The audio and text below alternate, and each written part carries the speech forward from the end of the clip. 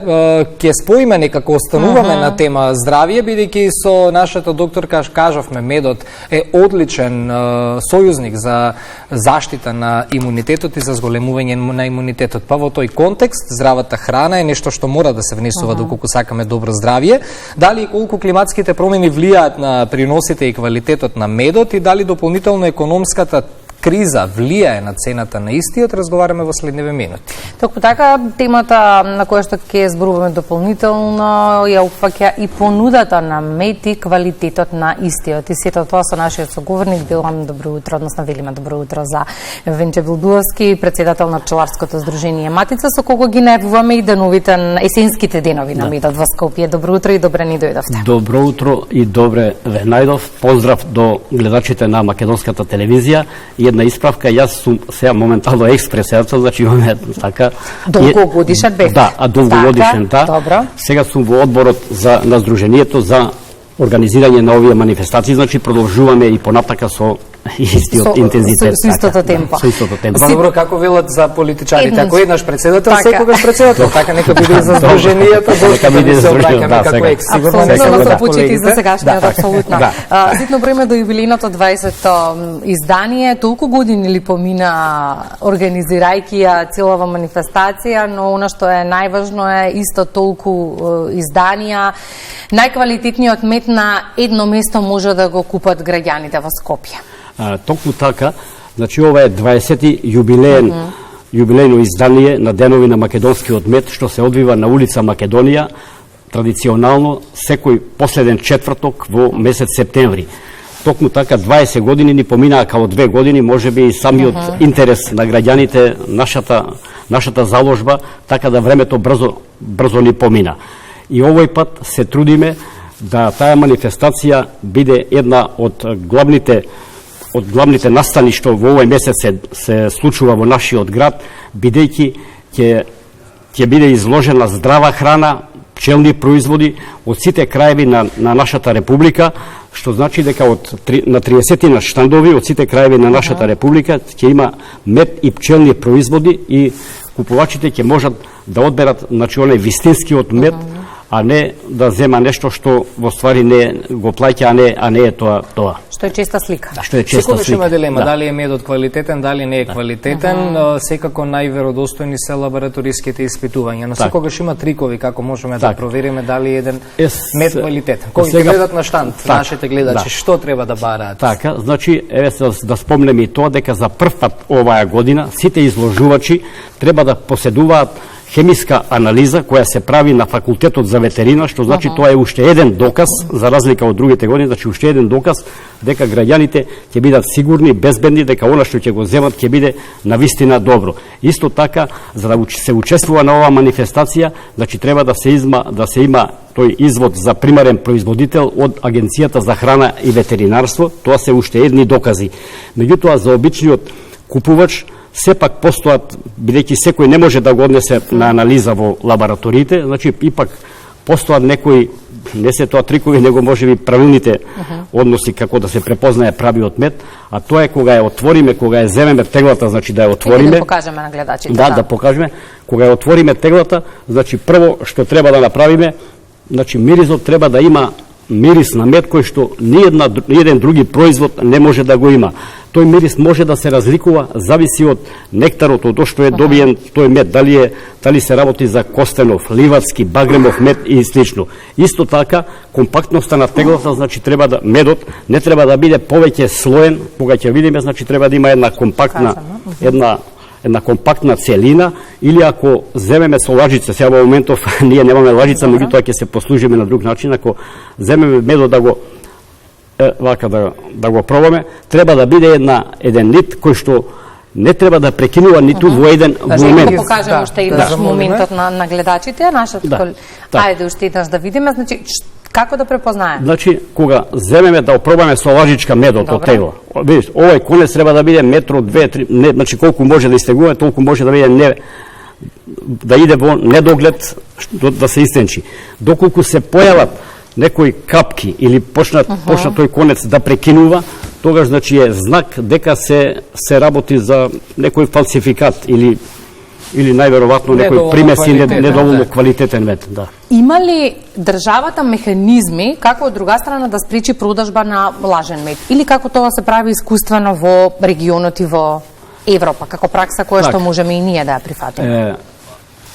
Проблемот со фалсификат мед е буквално не само кај нас, него секаде во Европа. Сега за пред 2-3 дена имаше во Куманово, нели се имаше гости, председателот на пчеларскиот сојуз, на Европскиот пчеларски сојуз беше присутен. Добра. И прашањето што му го поставиме како се справувате, вика тоа е наше, вика да ние произведуваме чист квалитетен мед и да ги добива и да ги поседуваме сите оние уредби од Агенцијата за храна, ветеринарство, анализи, така, а другото останува на инспекторите. Они треба да си ја завршат нивната работа, а наше е да произведуваме квалитетен мед. Меѓутоа, во последно време, значи е еден голем наплив на фалсификован мед, а тоа самото говори дека ако по пазарите по 200 динари и по 150 250 го навоѓаме, па дури и во маркетите, тоа значи ни оддалеку не ги исполнува условите на онај вистински мед. И треба да се донесе, значи ние се бориме и како здружение и како сојузи, се бориме да тој мед на некој начин не биде никако обележен со мед на тикетата. Значи треба да има некој друг назив, како на пример засладувач или нешто друго, тоа никако да ја содржи буквата М, бидејќи не е вистинскиот мед. Тоа значи дека имаме пропусти во инспекциите, затоа што ако во маркетите се пласира лажен мед, како што велите, а тоа се купува, каде тука грешиме? Па не велиме, луѓето кога купуваат во маркет веруваат на маркетот и на тоа што маркетот го ние значи не сме компетентни, меѓутоа ако откупната цена е 400-500 динари на тегла мед, ако е откупната цена, А цената го диктира квалитетот, не? Цената го диктира квалитетот, а истиот тој мед што е откупен се продава по 300 динари, значи прашањето како успеваат да добијат декларација оние кои што продаваат засладувач, а не мед, а пишува мед на етикета. Па тоа и нас не ни е јасно, ние се бориме против тоа, значи тоа не треба да во иднина да се случува. И по пазарите или по патиштата кај што се продава медот буквално е и без тикета, значи тука не постои ништо. Меѓутоа во маркетите како тоа го регулираат, има некои други ознаки, додавки, иначе кај нашиот мед што е пошто мора да биде регистриран и што го продаваме по сајмите, мора да го содржи тој број, што идентификациони број за потекло, за географско потекло на медот и целиот тој квалитет. Така. Со цената доста се калкулира, некои производители на мед најавуваат цена од најмалку 15 евра за 1 килограм. Колку навистина треба да чини еден квалитетен мед и дали можеме да очекуваме и понатака пораст на цената на медот во иднина? Објективно гледано, цената на медот што ние сега на сајмот ја нудиме од 600 денари, па може и нагоре, зависи од квалитетот на медот, не од квалитетот, него од што е тој мед, дали е тој ливацки или костенов, има ипак некоја градација.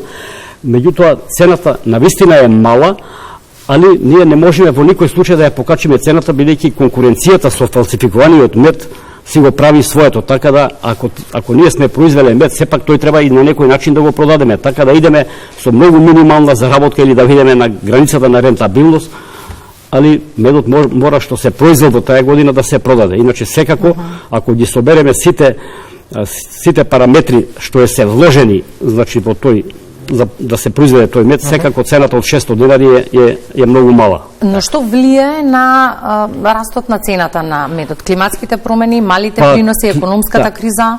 Па климатските промени во главном е последнава деценија и повеќе што не задесија, значи климатските промени се број еден што влијае на цената на медот. И сигурно може би била и помала доколку производството, како пред 15-20 години би се движело по 25 до 30 килограми по кошница, сега е сведено некаде на десетина и кога тој ќе го добиеме, ние се осеќаме дури некако задоволни. Значи климатските промени, после самите пчеларниците обично не треба да бидат во рурален крај, нели треба да биде некаде надвор од градот, од селата и така во чиста околина, и се ипак тој транспортните тие трошкови си го прават своето, така.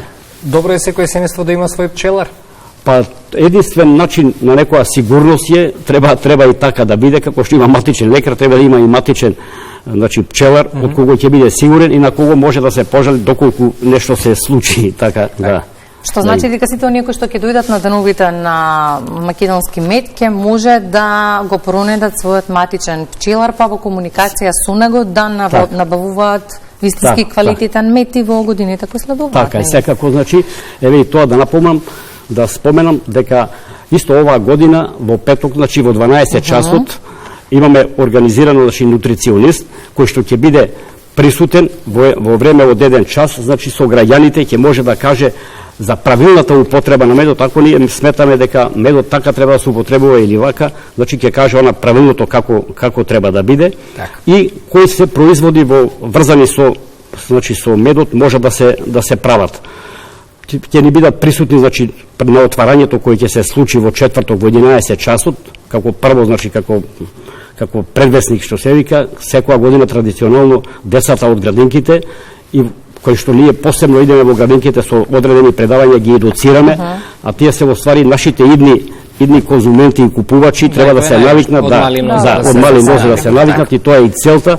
Отварањето е во 11 часот, потоа посета на штандовите и се гледаме на денови на македонскиот. Ќе биде раздвижено. Ќе биде раздвижено и мислам дека ќе ви благодариме за гостувањето во Македонија наутро.